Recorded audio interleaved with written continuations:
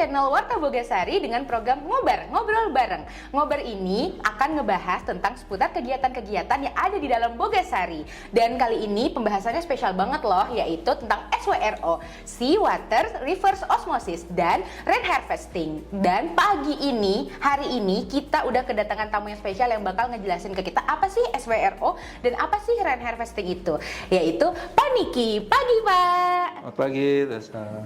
Oke, karena kita udah penasaran banget nih, apa sih SWRO dan Rain Harvesting itu? Yuk kita tanya hari ini sama yang lebih tahu dari kita. Halo Pak Niki, boleh perkenalan dirinya dulu nih Pak. Halo, Tessa and gengs Bogor. Iya.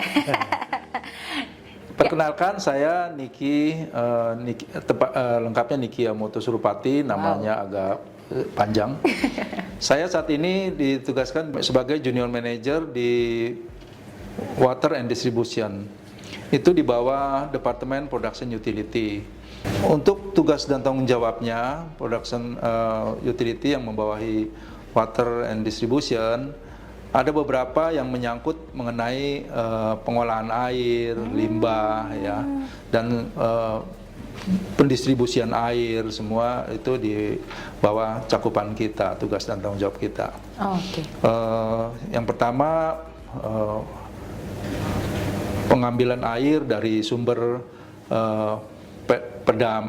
perusahaan distribusi air minum dari Pemda. Yang kedua, kita ada Sea Water Reverse Osmosis atau SWRO. Terus kita juga bertanggung jawab mengenai pengolahan limbah cair atau IPAL, yang kita sebut seperti IPAL, itu instalasi pengolahan limbah cair. Yang lain kita juga ada ini Mbak Tessa, apa namanya,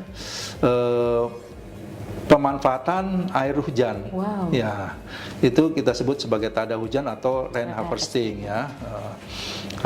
Di sekarang ini kita ada 2 tempat yang kita ambil. Kebenaran bangunan Bogasari itu kan besar-besar ya, ada gudang, ada power distribution. Itu kita manfaatkan hasil tada hujannya, dan kita bisa manfaatkan untuk banyak hal lah, gitu ya. Oke, kalau SWRO itu sendiri Pak, minta tolong dijelasin dong Pak, apa sih Pak SWRO itu sendiri? SWRO itu adalah pengolahan air laut, bisa menjadi kita pakai sebagai jadi air bersih dan air minum. Karena memang Bogasari ini pemanfaatan air itu cukup besar ya, dan memang pabriknya juga besar ya, pabrik cukup besar, dan memang dalam hal produksi pengolahan gandum itu juga kita sangat banyak menggunakan air. Jadi kontinuitas atau suplai air itu tidak boleh terganggu. Apa sih Pak yang melatar belakangi kita tuh harus punya SWRO? Yang pertama ini karena yang seperti saya bilang dari awal tadi Mbak Tessa, apa namanya, suplai air itu tidak boleh terganggu, makanya kita membuat SWRO. Karena kadang-kadang suplai air dari pump itu suka agak berfluktuasi. Kadang agak kurang banyak ya gitu. Jadi kalau kurang banyak itu biasanya kita mesti cari second opinion, beli air dari mobil tangki, dari supplier yang lain gitu. Nah itu kadang-kadang membuat kerepotan kita ya, kerepotan kami ya. Cara kerja si SWRO itu gimana sih Pak? Mulai dari air lautnya? Ya, yang pertama dari air laut kita ambil, kita sedot pakai pompa intake, istilahnya namanya pompa intake, terus kita tampung di bak penampungan besar, penampungan sea water tank namanya, bak penampungan itu. Terus dari situ mulailah proses pretreatment. Pretreatment itu artinya penyaringan ya. Ada beberapa step penyaringan. Dari awal itu kita pakai sand filter dari tangki penampungan air laut pertama masuk ke sand filter. Dari sand filter kita distribusikan lagi, disaring lagi dengan nama micron filter. Micron filter disaring lagi, itu ada ininya ya, ada spek-spek yang material yang disaring itu ada berapa mikronnya. Nah, dari mikron filter kita saring lagi ke UF atau ultra filtration. Dari ultra filtration baru kita saring lagi yang namanya SWRO itu, seawater reverse osmosis itu. Nah itu bagian-bagian itu sebenarnya dari membran-membran ya. Membran-membran itu kayak saringan gitu loh. Dari SWRO itu kita saring lagi ke BWRO. BWRO itu Brackish Water Reverse Osmosis. Ya, jadi untuk menurunkan kadar TDS-nya. Ya, kadar TDS-nya dari BWRO baru kita tampung ke fresh water, tangki air bersih ya. Kelebihannya si SWRO itu Pak sejauh ini apa sih Pak? Yang pasti SWRO itu kita sumber alamnya, sumber airnya itu berlimpah ya. Yang kedua yaitu yang seperti saya bilang lebih dari awal ya, karena untuk Bogasari itu kan air sangat vital dan kontinuitas dari pump sendiri kadang-kadang berfluktuasi ya. Ya kita nggak bisa 100% mengandalkan itu. Kalau terjadi apa-apa dengan mereka kita nggak ada backup. Nah itu makanya kita mengalihkan ke SWRO. Sejauh ini Pak, kendalanya, tantangannya apa sih dalam penggunaan si SWRO ini? Ya SWRO itu kan sebenarnya juga teknologi yang ya relatif baru juga ya, tidak terlalu belum familiar banget dan tidak terlalu banyak orang juga yang masih menggunakan, mungkin yang corporate seperti kita yang banyak menggunakan, kalau yang kecil-kecil kan enggak ini. Jadi part-part segala macam itu masih banyak import ya, banyak import. Nah itu kalau kita ada masalah trouble atau ini dengan part-part kita, kadang-kadang lama di waktu pengirimannya gitu loh, karena import. Terus ya yang kedua mungkin dari raw materialnya sendiri, bahan airnya itu kan kebenaran intake kita nih, tempat ngambil sedot air awal kita di laut itu dekat dengan dermaga 2 kita ya, JT 2 kita di Sarpindo sana. Nah itu dekat sekali dengan tempat vendornya kapal itu loh, tempat sandarnya kapal itu. Dan kapal itu kalau dia sandar maju mundur kan baling-balingnya ini kencang sekali. Nah itu airnya keruh, kotor. Nah, jadi intake kita, air raw material kita juga jadi terganggu. Nah, itu mungkin yang seperti itulah. Tapi itu nggak terlalu nggak terlalu masalah ya, nggak terlalu krusial ya. Untuk daya tampungnya Pak, berapa banyak sih Pak? Daya tampung air yang kita olah. Air SWRO itu jadi air bersih. Iya. Kita itu ada 4 tangki, satu tangkinya itu 1.500 meter kubik, jadi kurang lebih 6.000 meter kubik daya tampungnya dari hasil produksinya. Kira-kira sejak kapan tuh Pak kita menggunakan si SWRO ini nih Pak? Itu kita dari tahun 2012 ya. Oh, ya, 2012 sudah mulai menggunakan. Berarti mesinnya sendiri adanya di dekat Jeti 2 ya? Iya, di areal Sarpindo, kalau kita bilang di areal Sarpindo. Karena dulu itu ada perusahaan Sarpindo di sana, tapi sekarang sudah tidak dipakai, jadi kita manfaatkan di sana. Itu juga bangunannya juga bangunan lama bekas pabrik Sarpindo itu. Kita perbaiki lagi, kita manfaatkan. Jadi nggak bikin baru, cuman install ininya aja, instalasi air SWRO itu aja yang kita buat. Selain SWRO, kalau SWRO itu kan menampung air laut yang kita ubah menjadi air tawar ya Pak? Bisa kita air tawar dan air bersih. Oh, dan air bersih. Iya, bisa jadi air. Saya dengar ada rain harvesting. Iya. Nah, itu apa sih Pak? Kalau rain harvesting itu kalau bahasa kita ya seperti kayak tada hujan ya. Oke. Kayak tada hujan itu, jadi seperti tadi saya bilang awal, kebenaran di Bogasari ini kan banyak bangunan-bangunan besar. Nah itu tampungan airnya itu cukup besar ya, dari talang vertikalnya itu cukup banyak. Terusnya ada di atasnya itu ada yang bangunan yang pakai dak beton, itu juga banyak air ya kan. Kalau hujan tuh lumayan banyak. Oke Pak, untuk rain harvesting apa aja sih Pak alat yang digunakan untuk menampung serta prosesnya rain harvesting itu Pak? Rain harvesting itu ada beberapa alat yang kita pakai ya. selain tangki penampungan, kita juga menggunakan pompa. Pompa juga sebelumnya juga ada instalasi ya untuk pendistribusian air dari atap-atap gedung itu masuk ke tangki. Dari tangki itu kita transfer pakai pompa transfer. Pompa transfer, dan dari pompa transfer itu kita akan masuk ke filter penyaringan, dan setelah itu baru kita tampung lagi ke penampungan akhir yang besar, tangki-tangki 1000 meter kubik atau 1 juta liter ya.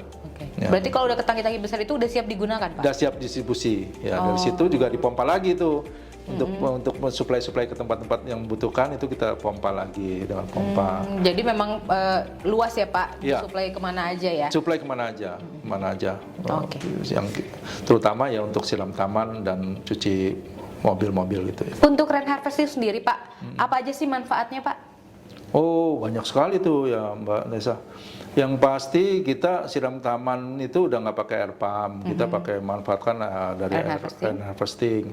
Taman kita ini besar ya, pabrik kita ini hampir 30 hektar lebih, jadi cukup banyak memakan air kalau untuk siram taman. Yang kedua itu juga buat siram cuci mobil, bak truk kita juga ada banyak ya unitnya, dan itu kan besar-besar dan makan air banyak itu. Yang lain itu juga mungkin kita juga bisa buat flushing toilet ya.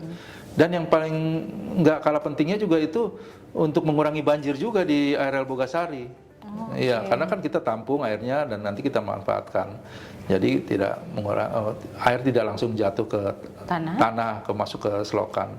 Kita tampung dulu. Jadi mengurangi banjir juga secara tidak langsung. Begitu, Mbak. Oke, Pak. Terus untuk alatnya, Pak, untuk menampung si air hujan itu alatnya apa sih, Pak? Itu tangki aja, iya, hanya tangki toh. Dari tangki kecil kita filterisasi, saring, baru kita tampung ke tangki besar. Tangki besar. Nah, itu semua juga pemanfaatan barang-barang lama yang sudah tidak terpakai. Itu tangki besar itu tadinya bekas fuel IDO, bekas IDO. Terus itu industrial diesel oil buat apa namanya apa sih ini boiler. Nah, sedangkan sekarang kan kita tadinya ada 4 tangki yang buat IDO itu, sekarang kita pakai 1 tangki, yang 3 tangki ini kan nganggur. Nah, itu kita manfaatkan buat rain harvesting itu, penampungan air hujan, air tanda hujan. Kalau si rain harvesting ini kita gunakan sejak kapan sih, Pak? Rain harvesting itu dari 2016-an gitu. Jadi kita manfaatkan Iya. air hujan ya, Pak ya. Iya. Terus kendala dan tantangannya, Pak, untuk penampungan air hujan ini apa sih, Pak? Kalau Ya, tadi kan kita lebih ke mesin jadi bikin keruh. Kendalanya kalau nggak musim hujan. Oh, cuma gitu aja ya. Iya, nggak ada air. Oh, Iya. jadi kita berarti untuk sekarang ini lagi musim hujan berguna banget dong, Iya, Pak. berguna banget. Jadi airnya yang Iya. ditampung juga luar biasa dong, Pak. Wah, keren Iya, banget. Terus lokasinya di mana aja, Pak? Berarti tadi, Pak, maaf, lokasi si Di penampungannya? gudang FPM. Kalau Mbak Tessa tahu nih, gudang FM tuh sebelah sini nih, nggak jauh. Ini yang samping, kalau kita buka nih kelihatan Iya. ada lumayan besar itu. Oh, itu total itu kita bisa nampung 400 meter kubik ya, per 30 menit. Setengah jam itu bisa 400 meter kubik. Kalau curah hujan lumayan ya. 2 itu, yang satu lagi di Power baru itu dekat daerah sini juga. Oke. Tim-tim apa aja sih, Pak, yang terlibat untuk perawatannya, terus penanggung jawabannya SWRO dan rain harvesting ini? Ya, itu dari tim kami ya, dari Water and Distribution, saya, ada Pak Sigit juga itu, dan tim kita semua lah bisa terlibat di situ. Karena kalau di kita kan semua bisa melakukan saling membantu gitu ya. Dari SWRO bisa ke rain harvesting, dan harvesting juga sebaliknya ke sana. Dan ada juga yang dari IPAL juga bisa membantu, tim IPAL. Ada lagi satu lagi, Apa tim tuh? saya lupa sebutkan. Itu tim air minum, ozonisasi. Oh, Iya. tuh itu boleh air tolong air minum organisasi, juga Pak, dari- jelasin dong, Pak, apa sih, Pak? Nah, kalau air minum itu sistem ozonisasi itu ya sistem ultrafiltrasi dan ozonisasi. Jadi dari air baku, dari air pump, kan dari air pump Pemda dan SWRO kita blending jadi satu tuh, jadi satu di Baru diolah. ya di buffer tank kita. Nah dari situ baru kita distribusikan, ada yang ke produksi mil, ada yang ke buat gitu. buat apa namanya pemakaian ini hari-hari. Nah ada yang juga sebagian kita pakai buat air minum itu ozon. Dari ozon itu juga ada sistem filterisasi lagi, sama terakhirnya ya sistem ozonisasi itu dan ultrafiltration. Ultrafiltration itu untuk membunuh bakteri ya, kuman-kuman bakteri supaya layak sebagai air minum. Air minum. Untuk perawatannya sendiri Pak, si SWRO dan rain harvesting ini ribet nggak sih Pak? Atau butuh dalam berapa kali sehari dibersihin gitu? Yang pertama di SWRO dulu ya. Kalau SWRO itu kita emang sering, makanya dari raw material juga kita yang utama. Kalau raw material makin keruh, berarti kan sistem filter kita juga kan akan bekerja berat, bekerja keras. Nah itu biasanya untuk cleaningnya lebih cepat. Kita ada schedule-nya sih, semua udah dijadwalkan schedule-nya. Dan kalau sistem yang SWRO ini kan kita juga selalu ada back wash gitu loh. Jadi back wash itu juga reguler ya. Jadi udah ada jadwalnya. Dengan adanya SWRO dan rain harvesting, kita menghemat energi berapa banyak sih Pak? Kalau Kira-kira? sebenarnya kalau SWRO itu kita nggak bisa bilang hemat dalam arti rupiah, cuman kita bisa menjamin kontinuitas supplier air kita Terpenuhi ya, gitu terpenuhi. ya Pak ya? Ya, kita jadi nggak ada khawatir, nggak ada risiko pasokan air akan menurun atau akan terkendala. cukup gitu ya, Pak? Sebab produksi itu sangat banget tergantung dengan air itu. Berarti membantu banget ya Pak, dua itu ya Pak? Ya dari situnya itu yang tak ternilai harganya ya, dari kontinuitas supplier airnya itu. Kalau dari rain harvesting atau tanda hujan ya cukup banyak ya. Itu saya pikir kalau kayak bisa menampung 400 meter kubik dalam 30 menit itu kan lumayan besar. Kita dengan cuman melakukan penyaringan sedikit, kita udah bisa manfaatkan buat siram taman, nyuci-nyuci gitu ya. Gedung-gedung itu juga dicuci loh.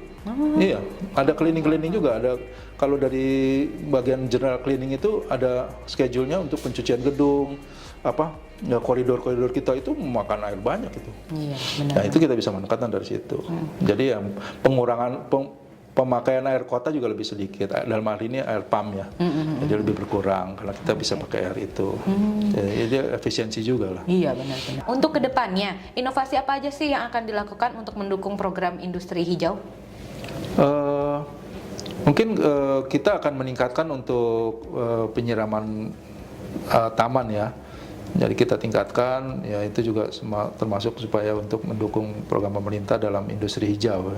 Nah, gengs Boga, udah tahu kan apa itu SWRO dan rain harvesting? Karena kita udah sampai nih di penghujung acara. Dan semoga kali ini tayangannya membawa manfaat ya buat kalian. Jadi lebih tahu lagi nih kalau di Bogasari itu ada SWRO dan rain harvesting. Dan terima kasih banyak nih buat Pak Niki yang udah meluangkan waktunya untuk ngobrol dan sharing-sharing ke kita biar kita lebih tahu nih Pak. Iya, sama-sama Mbak Tessa. Yes, terima kasih gengs Boga udah nonton dan berkunjung di YouTube channel kita.